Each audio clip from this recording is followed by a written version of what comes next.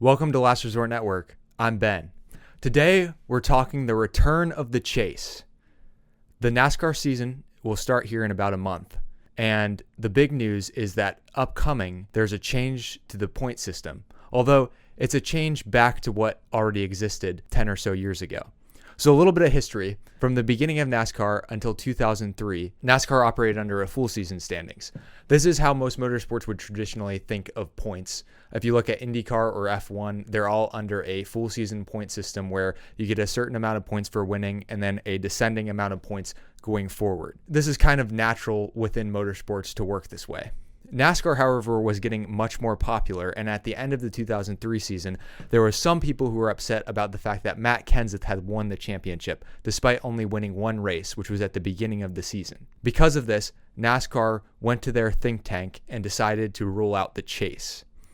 The chase essentially reset the point standings at the end of the season. So the last 10 races, there are 36 races in NASCAR. So you got 26 that are considered the regular season. And then the last 10 would be the chase. The chase started out well for NASCAR. Actually, the height of NASCAR's success came through about the 2006 to the very beginning of the 2007 season. The first winner of the chase was Kurt Busch, and then 2006 started a dominant stretch from Jimmy Johnson, who would win 5 championships in a row. And eventually he would win the final chase championship, which happened in 2013. While doing research, it's a little unclear why NASCAR felt like they really needed to change from the chase, but one thing was for sure, the ratings of NASCAR had gone down from the start of the 2007 season, every season since then. Some of this had to do with changes with the car, fans being upset about certain things, and maybe a little bit people were upset with the chase. But instead of going back to a regular season points format, NASCAR decided to double down, and they created the NASCAR playoffs. The NASCAR playoffs was a 16-team driver field that every 3 races would cut off 3 or 4 drivers till you got to the championship race, which included 4 drivers. This is kind of like the movie Cars. So the only drivers that mattered in this race were the 4, and whoever won or finished the highest would win.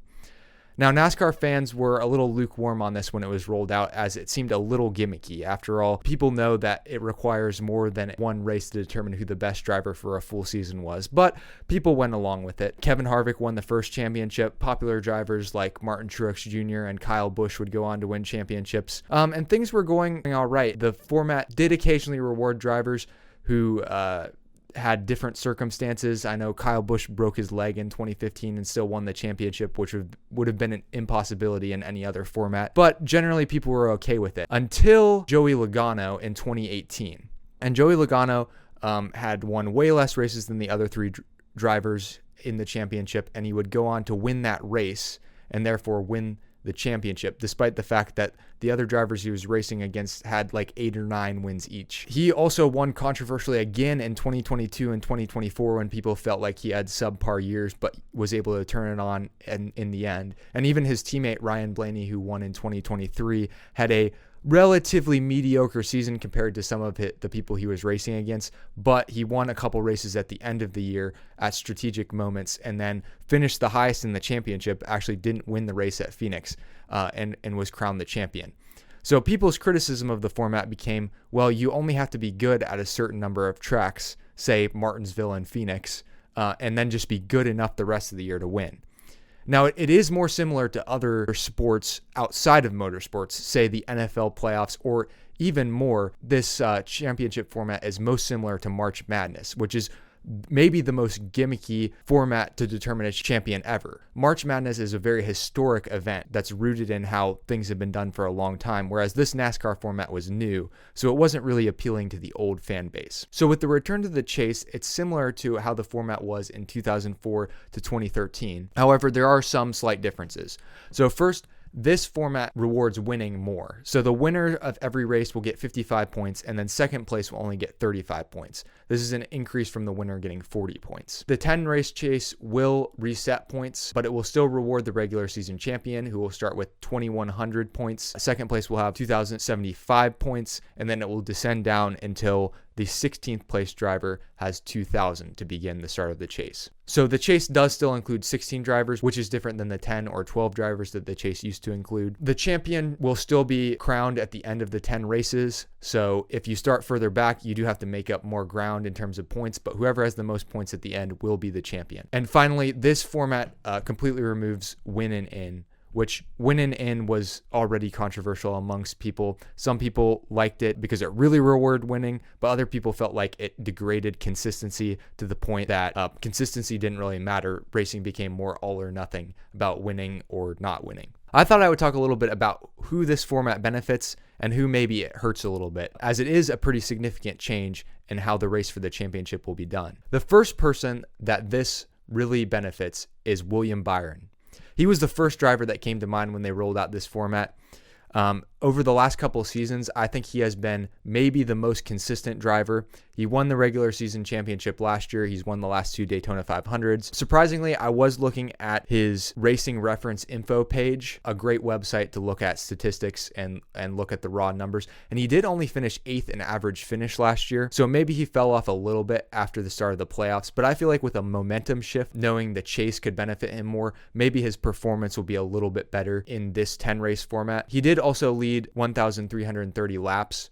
I believe he may have only won 2 races last year. Correct me if I'm wrong. If this is the case, this means he underperformed his potential wins. So I would expect him to revert to the mean and maybe win more like 4 or 5 races this year. And like I said, I just think overall this format rewards consistency. So someone like William Byron will do really well.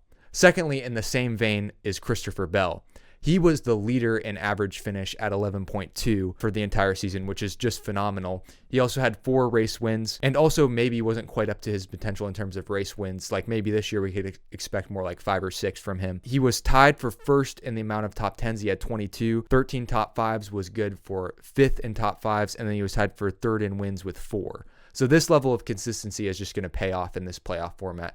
And I think he's due for a championship anyway, no matter what the format is. The third person, and really the third team that this really benefits, is Chris Buescher and the entire RFK organization. This organization has been on the come up for the last several years. Last year, they actually didn't get any wins, but they were very consistent. Buescher finished 10th in regular season points, yet didn't make the playoffs, which was another huge complaint about the playoff system, not really rewarding consistency.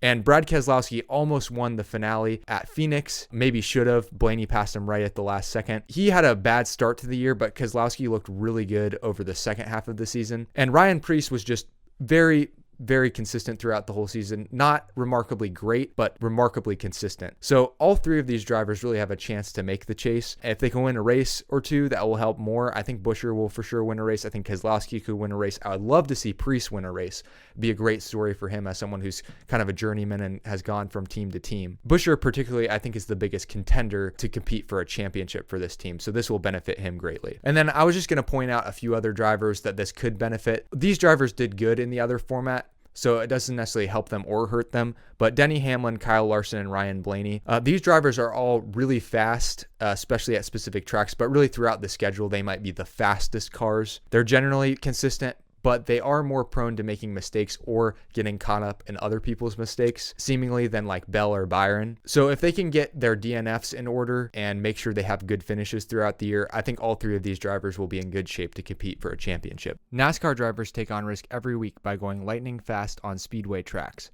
But have you considered the risk you take on every day on your commute to work?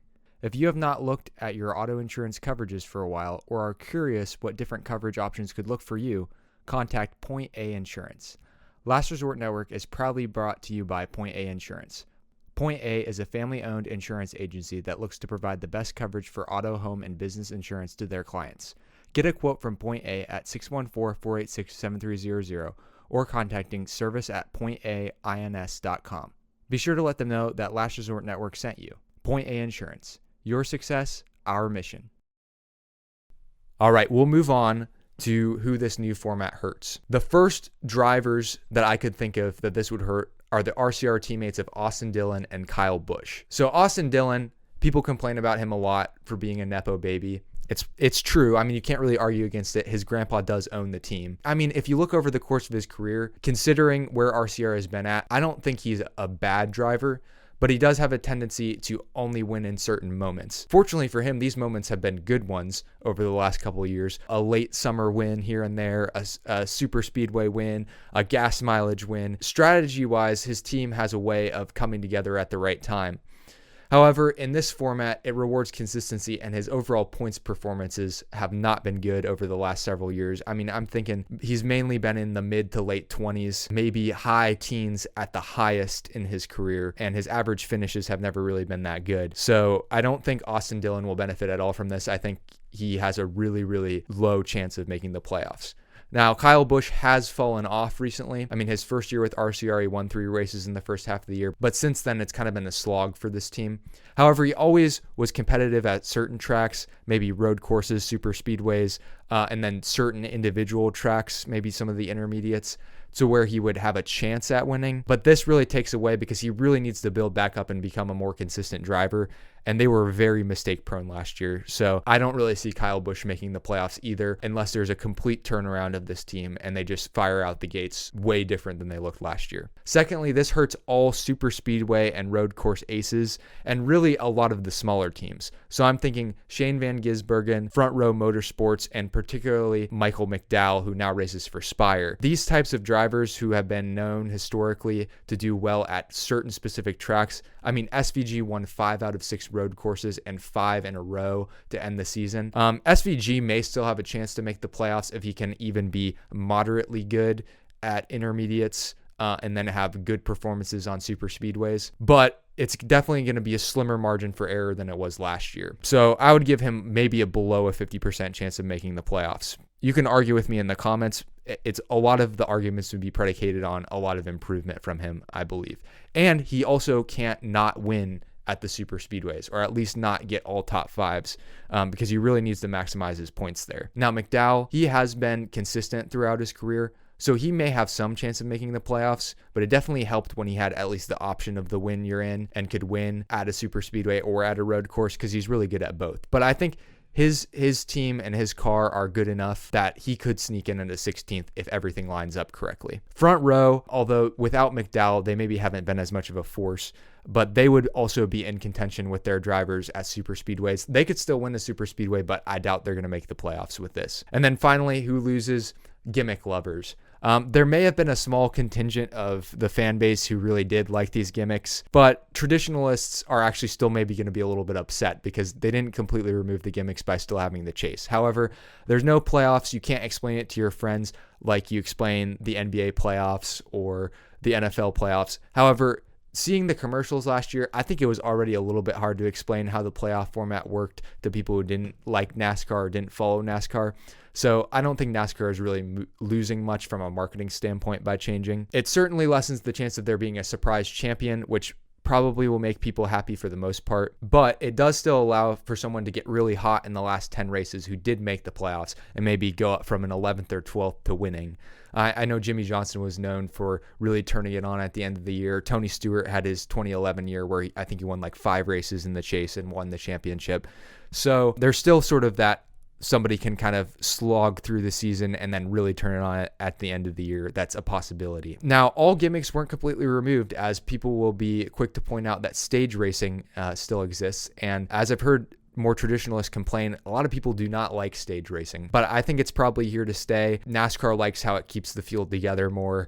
Less races turn into boring, one person's dominating. But I can sympathize with these fans, as when your driver has the best car and is out in front, it is frustrating to have these like competition cautions that bring the field all back together instead of letting the racing dictate the race. So finally, my personal feelings, I think this is the right move. I didn't hate the playoffs. My favorite driver, Ryan Blaney, did win in 2023, and I did enjoy and get a lot of adrenaline out of that sort of rush to the finish at the end. And even though it was frustrating, like he didn't pass Ross Chastain and technically win that last race, like you still got all the satisfaction of the championship. Did I feel like the most deserving driver every year always won? No, but they did sign up for the same format, and I do believe the playoff format did change how people strategized. I think people forget about this. They may have taken risks that they wouldn't have taken without a win you're in format. So I would be curious how this changes racing strategy. I don't think you can purely go look back at those results and say, well, this driver should have been the best, because I think they would have raced differently under the circumstances of a different format.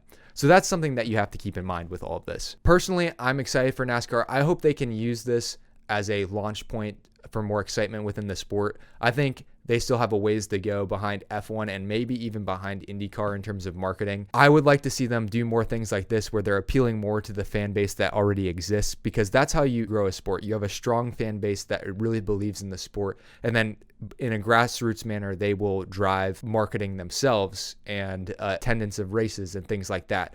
NASCAR shouldn't be worried right now about being a global sport. I think F1 has already taken that spot. I think they would be healthier and in a better spot if they're not trying to compete with F1 and if they're not trying to compete with the NFL, but instead just try to make your product the best that you can.